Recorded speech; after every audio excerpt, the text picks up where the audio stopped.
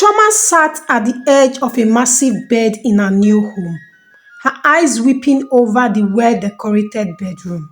Her wedding to Obinna had been the talk of the entire town in Enugu. The Igbo traditional marriage, filled with vibrant colors, music, and well-wishers, had been a dream come true. But as she sat there alone in the room, she felt an unsettling presence creeping into her new life, her mother-in-law, Mama Obinna. From the very beginning, Mama Obinna had not been overly warm towards her. She has marked her emotions with forced smile and hollow compliments. But Choma, raised in a home where respect for elders was paramount, tried to win her over. Mama Obinna, however, had other plans. Mama Obinna, whose real name was Ogechi, had lived a life full of pain and regrets. She had been married off at the age of 16 to Obinna's father, Chief Nwansu, a wealthy but tyrannical businessman. Chief Nwansu had been abusive physically, emotionally, and even verbally.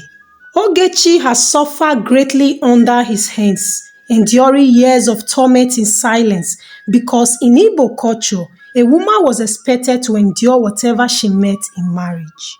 She had been powerless, unable to escape, unable to seek help. No one had come to her rescue, not even her own family. They had reminded her that marriage was a secret institution and leaving would bring shame to them, so she endured. By the time her husband passed away, the damage has already been done. She had become bitter, angry, and resentful. Deep down, she believed that all women should suffer in marriage as she had. To her, love and happiness in marriage were maths. So when her son Obinna married Choma, a bright, beautiful and outspoken young woman, Ogechi was determined to make sure Choma would not have a peaceful marriage. At first, Ogechi started with small, seemingly innocent comments. Choma, in this family, a woman must know her place, she would say, watching Choma's reaction carefully. I hope you are waking up before Obinna to prepare his meal. A woman who allows her husband to wake up before her is bringing bad luck to her home, she added one morning as Choma served breakfast. Choma, eager to please, took the advice in good faith. She wanted peace in her home and had no intention of disrespecting her mother-in-law. But soon, the comments became criticism than open hostility. You are too stubborn. This is not how a good Igbo wife behaves. Ogechi snarled one afternoon when Choma refused to hand over money Obinna has given her for household needs. You shouldn't be controlling his finances. Obinna, though aware of his mother's past, had always felt pity for her. He had watched her suffer under his father's cruelty, and now he was blinded by guilt. He often overlooked her toxic behaviors, believing that she deserved to be treated with extra kindness. Seeing this, Ogechi began to manipulate him. One day, while Obinna was at work, Ogechi went to visit him there. She waited until he was alone with him before she began her carefully planned attack. My son, she said, her voice heavy with concern. You need to watch your wife. She's becoming too bold. Obinna frowned. Mama, what do you mean? I see the way she spoke to you, how she challenged you. In our days, a wife should never question her husband. Mama, Choma respects me, Obinna said, sighing. Ogechi shook her head. This is how it starts. She will soon start controlling you, and before you know it, she will take away your authority as the man of the house. Obinna, though skeptical, began to see his mother's words in a different light. Whenever Choma asked him questions or voiced her opinions, he began to feel irritated, wondering if his mother was right. Ogechi did not stop there. She found subtle ways to cause trouble in their home. When Choma prepared food, She would complain that it wasn't good enough. When Choma cleaned the house, she would find fault and claim it wasn't done properly. She even began spreading rumors in the village that Choma was disrespectful and had no regard for elders. The tension in the home grew. One evening, after a long day at work, Obinna came home to find his mother crying. "Mama, what is it?" he asked, rushing to her side. Ogechi wiped her eyes dramatically. "Choma insulted me today." Obinna turned to Choma, who stood frozen. "What? I did not insult her, Obinna," Choma said, her voice broken.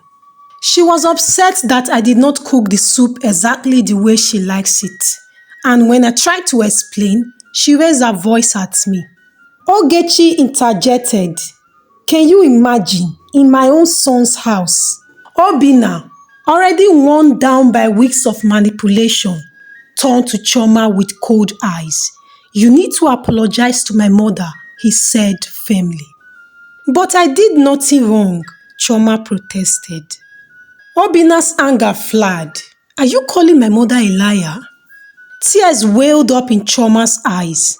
"Obinna, she's trying to turn you against me, can't you see?" But Obinna was already blinded. "I don't want to hear it, Choma. If you cannot respect my mother, then maybe you shouldn't be in this house."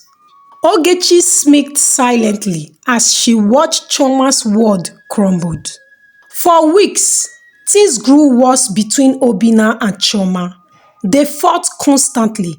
Choma, heartbroken, began to withdraw from the marriage. She no longer smiled, no longer laughed. The once happy home became a war zone. Then, one fateful day, Choma's mother came to visit. She had noticed her daughter's distress and decided to intervene.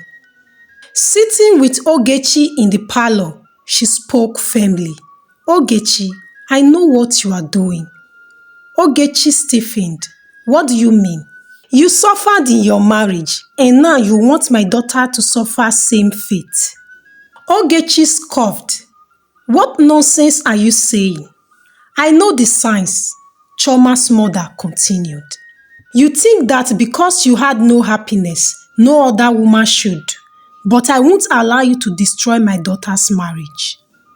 Ogechi was silent, her heart pounding. Later that evening, Choma sat with Obinna. "I love you, Obinna, but I will not stay in a home where I am hated. At this point, I think I have to leave." Obinna looked at her, suddenly seeing the sadness in her eyes. Memories of their happy time flashed before him, and for the first time, he questioned everything. It wasn't until he overheard his mother boasting to a neighbor that he finally understood the depth of her deception. "She is too soft," Ogechi said, "but soon she will learn the suffering like I did." That night, Obinna confronted his mother. "Mama, why did you do this?" he asked, his voice filled with hurt. Ogechi turned away. "You will never understand." Obinna exhaled, shaking his head. "You're right. I will never understand why a mother will want her son's marriage to fail." With time, Obinna and Choma began to rebuild their marriage. Ogechi, realizing that she has lost the control she craved, grew bitter and powerless. Choma had learned a valuable lesson. Not all in-laws comes with love in their hearts. But she also learned that love, if nurtured, could withstand even the darkest manipulations. And as Obinna heard her one evening, whispering an apology, she knew that no shadows from the past would ever break them again.